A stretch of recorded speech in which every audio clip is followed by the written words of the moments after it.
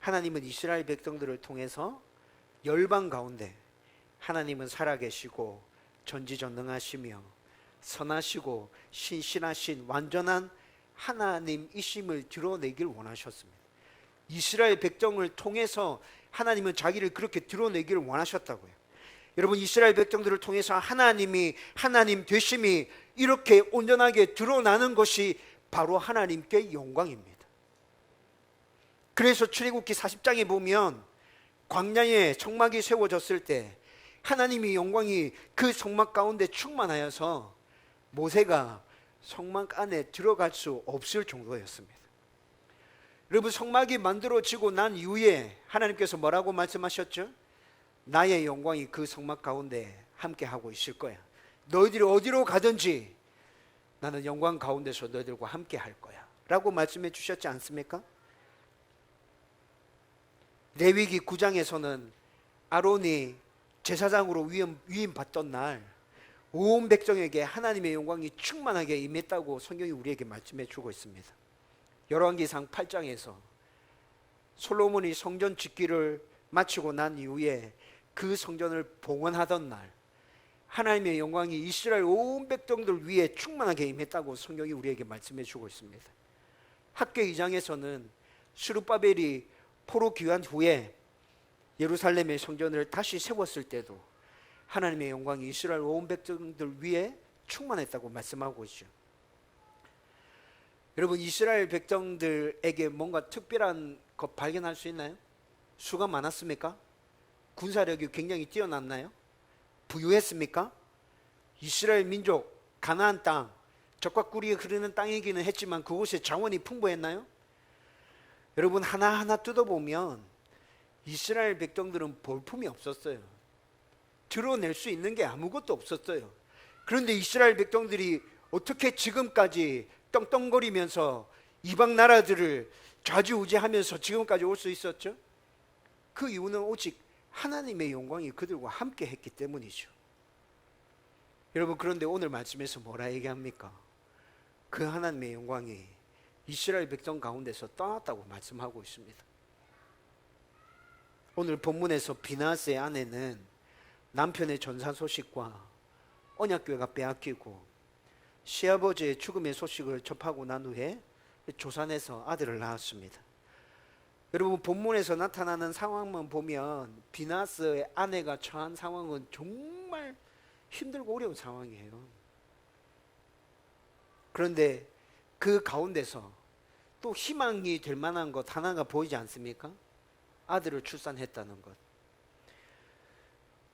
여러분, 유대인 여인에게 있어서 가장 큰 복이 뭐라고 성경에서 말씀해 준다고요?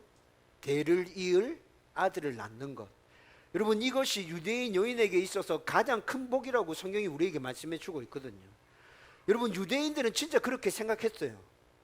대를 이을 아들을 낳는 것이 여인에게 있어서는 정말 큰 기쁨이었고 그것이 하나님께서 자신들에게 주신 복 중에 제일 큰 복이라고 그렇게 믿고 확신하고 있었죠.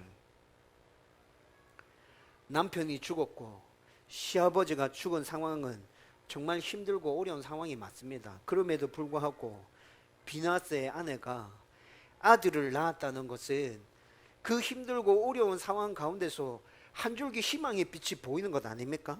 이 아들을 통해서 우리 집안의 대를 이어갈 수 있겠구나. 하나님께서 나를 이렇게 위로해 주시구나. 다시 열심히 해서 우리 집안을 이렇게 봐야겠다 라는 그런 마음이 생길 만한 것이죠. 여러분, 그래서 아기가 태어날 때 비나스의 아내를 도와준 여인들, 아마 산파들이었겠죠. 비록 남편과 시아버지의 죽음은 슬픈 일이었지만 대를 이을 아들이 태어났다. 그래도 한 줄기 희망이 보이지 않느냐, 힘을 내라, 그렇게 위로하고 있습니다. 여러분, 그러나 20절 말씀에 보면 아들을 낳았다는 기쁨은 그녀에게서 찾아볼 수 없습니다. 아들을 낳고 자신은 죽어가고 있지만 그런데도 아이를 향한 어미의 애틋한 사랑, 혼자 남겨지는 아이에 대한 미안함, 이런 것을 찾아볼 수 없다고요. 대신에 하나님의 영광이 이스라엘을 떠난 것에 대한 슬픔과 아픔만 보여지고 있습니다. 그리고 22절 말씀해 보면 하나님의 영광이 이스라엘을 떠나게 된 근본적인 이유는 블레셋에게 빼앗긴 언약궤 때문이라고 그렇게 말씀하고 있죠. 여러분, 비나스의 아내는 아기를 낳자마자 자신이 죽어가고 있다는 것을 인지했습니다. 아, 나 지금 죽는 것이구나. 또 자기 아이는 태어나면서부터 바로 아빠도 없고 엄마도 없는 고아로 살아가야 되는구나 라는 것도 알았죠. 그래서 어미로서 슬프고 아프지만 여러분, 이것보다도 더 아프고 고통스러운 것이 그녀에게 있었습니다. 그것이 뭡니까? 바로 시아버지와 남편의 잘못으로, 이스라엘 장로들의 잘못으로 하나님과의 관계가 끊어진 것, 하나님의 임재의 상징인 언약궤가 부적처럼 전락하게 된 것, 그 언약궤마저 블레셋에게 빼앗긴 것. 그래서 지금 자기가 처한 상황에서 자기의 모습을 바라볼 때 하나님의 영광이 떠나가고 없는 것 같이 보여지는 그 현실, 여러분, 그것이 더 아프게 다가오는 거예요. 지금까지 하나님의 영광 가운데서 살아왔는데 나에게서 이 하나님의 영광이 떠나간다면, 내 아이에게서 이 하나님의 영광이 떠나간다면 무슨 소망이 있나? 여러분, 비나스의 아내가 지금 이런 생각을 하면서 슬퍼하고 아파하고 있는 것이죠. 여러분, 그런데 비나스의 아내의 관점에서는 하나님의 영광이 떠나간 것이 맞는 것처럼 보이죠. 자기 집안 전체적으로 하나님의 심판이 임했잖아요. 모두 다 죽었잖아요. 아기를 낳아서 희망의 줄기가 보이는 것 같이 느껴졌지만 여러분, 그것도 지금 장담할 수 없는 상황이 돼버렸잖아요. 여러분, 그러나 지난주에도 잠깐 언급했었는데 여러분, 하나님의 영광이 정말 이스라엘 백성들을 떠난 것이 맞습니까? 이스라엘 백성들과 늘 함께 계시면서 동행하셨던 그 하나님께서 지금 이 순간에 아예 이스라엘 백성들을 버리고 떠나가신 것이 맞냐고요. 이스라엘 백성 중 많은 이들은 늘 이렇게 엄청난 패배와 비극적인 일을 겪을 때마다 하나님께서 자기들을 떠나셨다고 생각했습니다. 하나님께서 우리를 버리셨어. 여러분, 사무엘에 의해서 사울이 왕으로 등극하면서부터 왕정시대가 시작되어지죠. 그 왕정시대의 끝이 남유다 백성들이 바벨론의 포로로 잡혀가는 것으로 끝나지 않습니까? 여러분, 남유다 백성들이 바벨론의 포로로 잡혀갈 때도 이스라엘 백성들은 이런 생각을 하고 있었거든요. 하나님께서 우리를 떠나셨어. 시내산에서 맺었던 하나님과의 그 언약은 이제 끝났어. 시내산에서 맺었던 굉장히 중요했던 언약이 뭐였죠? 나는 너희의 하나님이 되고 너희는 내 백성이 될 거야. 하나님께서 맺어주셨던 언약이잖아요. 근데 자기들이 포로로 잡혀가면서 그 언약은 끝났다고 생각했습니다. 하나님은 자기 백성들을 보호할 수 있는 능력이 없으셔. 전지전능하다고 말씀하셨는데 하나님 그런 분 아니야. 그러니까 우리가 바벨론에 지금 포로로 잡혀가지. 하나님은 그럴 능력이 있지만 근데 하나님은 우리에게 관심이 없으신 것 같아. 우리를 사랑하지 않는 것 같아. 여러분, 이렇게 생각하는 이스라엘 백성들이 굉장히 많았다고요. 그렇게 포로로 잡혀가서 70년의 포로 생활을 보내는 동안에 이들은 중요한 것 하나를 깨달았습니다. 그게 뭡니까? 하나님께서 우리를 버리시고 떠나신 것이 아니라 우리가 하나님을 떠났구나. 우리가 하나님을 버렸구나.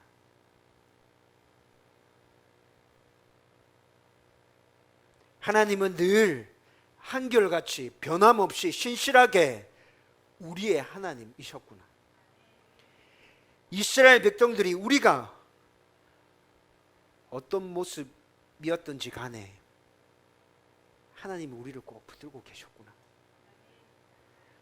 여러분, 이스라엘 백성들이 70년의 포로 생활을 지나는 동안에 이것을 깨닫게 된 거예요. 여러분, 이것이 깨달아지고 난 다음에 70년이 지나서 하나님께서는 그들을 포로 생활을 끝내고 다시 예루살렘으로 돌아오게 하십니다. 여러분, 그렇다면 오늘 본문의 이 상황은 왜 일어난 것입니까? 엘리 집안에 임한 심판, 블레셋과의 전투에서 참패한 것, 빼앗긴 언약궤, 이것은 우리가 어떻게 이해해야 되는 것이죠? 잘못된 것을 바로 잡으시는 하나님의 은혜. 여러분, 그거 아닐까요? 이후에 이어지는 말씀을 살펴보면 빼앗긴 언약궤는 블레셋에서 하나님의 임재의 상징으로 그 모습 그대로 역사하고 있는 것을 우리는 말씀을 통해서 확인할 수 있지 않습니까? 여러분, 블레셋 민족은 언약궤를 통해서 하나님만이 참신이라는 것을 분명하게 확인했습니다. 여러분, 그리고 엘리 집안에 임한 심판으로 하나님께서 세우신 그 사무엘이 이제 이스라엘 백성들 전면에 나서서 하나님과 이스라엘 백성의 끊어진 관계를 다시 회복시키죠. 여러분, 유의 말씀들 쭉 읽어보면 5장과 6장에서는 블레셋에 빼앗겼던 그 언약궤가 어떤 경로를 거쳐서 다시 이스라엘 백성들에게 돌아오는지 말씀해 주고 있습니다. 그리고 난 다음에 7장에 사무엘이 이스라엘 백성들 전면에 나서고 있습니다. 이스라엘 백성들을 말씀으로 개혁시키고 하나님의 백성으로서 다시 세우는 모습이 나타나죠. 여러분, 이제 여러분들에게 다시 질문해 보겠습니다. 오늘 본문의 상황에서 하나님의 영광이, 하나님이 이스라엘 백성들을 떠나간 것이 맞습니까? 다시 말하지만 전지전능하신 하나님은 늘 한결같이 우리와 함께 계시는 분이십니다.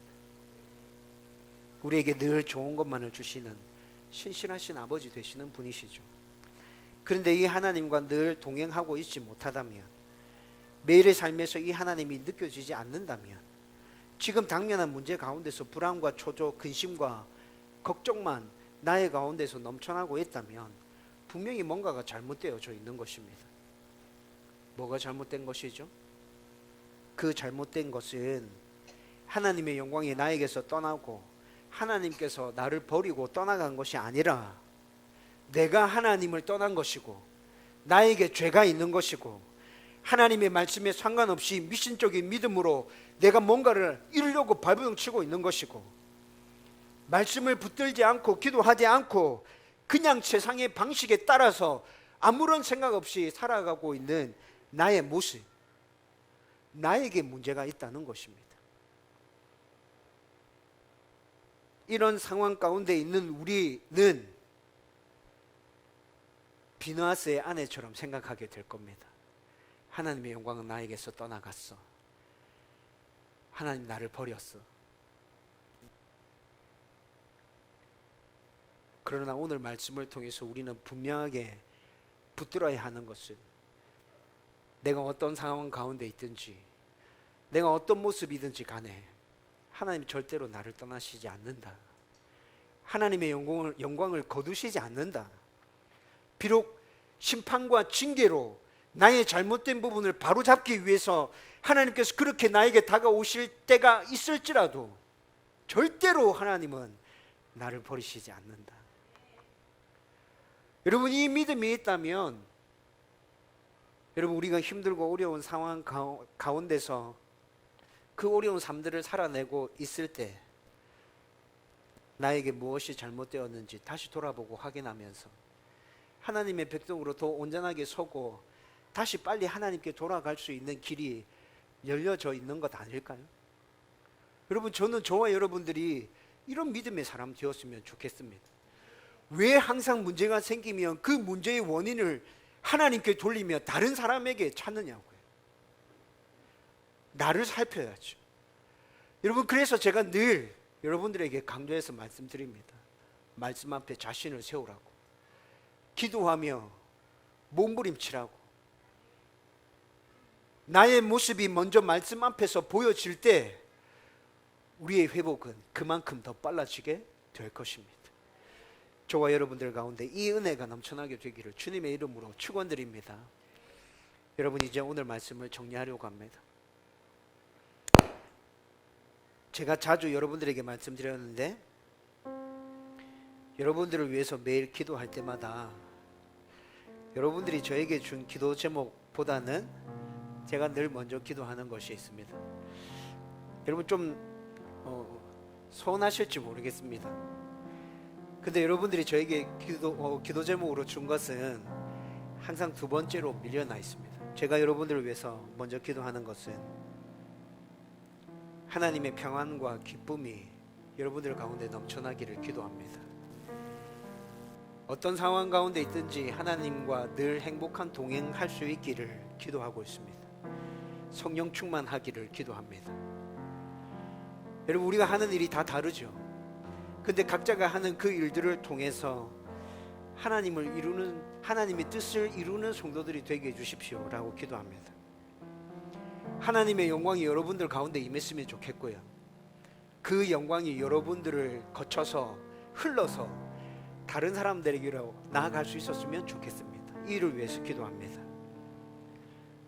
우리 성도들 정말 세상 속에서 예수 믿는 사람답게, 그리스도인답게 살 수 있도록 도와주십시오. 몸부림치게 해주십시오. 매일 이것부터 먼저 기도하고 있어요. 여러분들 한 명 한 명 생각하면서 매일 아침 기도합니다.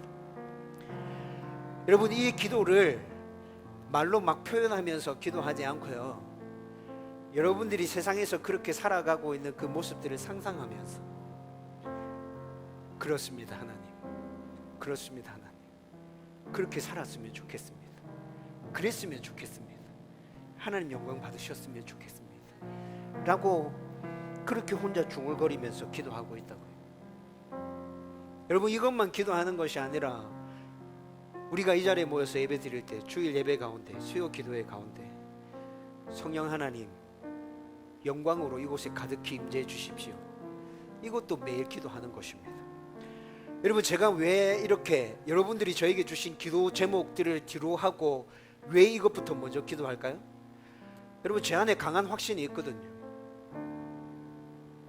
하나님은 언제나 우리와 함께 계시는 분, 하나님 우리의 좋으신 아버지 되시는 분, 하나님의 영광은 우리의 모습이 어떠하든지 간에 항상 우리를 향하고 있다라는 확신이 있기 때문에 여러분, 그것부터 먼저 구하는 것, 이것이 저의 기도의 우선순위가 되어야 된다, 저는 그렇게 확신하고 있어요. 앞으로도 계속 그렇게 기도할 것입니다. 여러분, 기억하십시오. 우리의 모습이 어떠하든지 간에 하나님은 항상 우리와 함께 계십니다.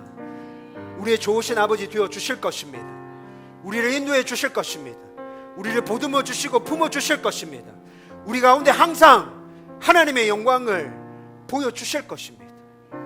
여러분, 이 믿음과 이 확신이 있다면 여러분과 제가 잘못된 길로 나아갈 때라도 우리는 빨리 우리 자신의 모습을 확인하며 하나님께로 다시 되돌아올 수 있습니다. 저와 여러분들이 그런 하나님의 백성 되었으면 좋겠습니다. 말씀을 붙드십시오. 기도하십시오. 몸부림치십시오. 하나님의 영광이 항상 나에게 임할 것이라는 기대를 가지십시오. 그리고 그 영광을 내가 만나는 모든 사람들 가운데 흘려보내야겠다. 그것이 우리가 이 땅에 살아가는 사명인 것입니다. 저와 여러분들이 이렇게 살아가는 주님의 백성 되기를 주님의 이름으로 축원드립니다.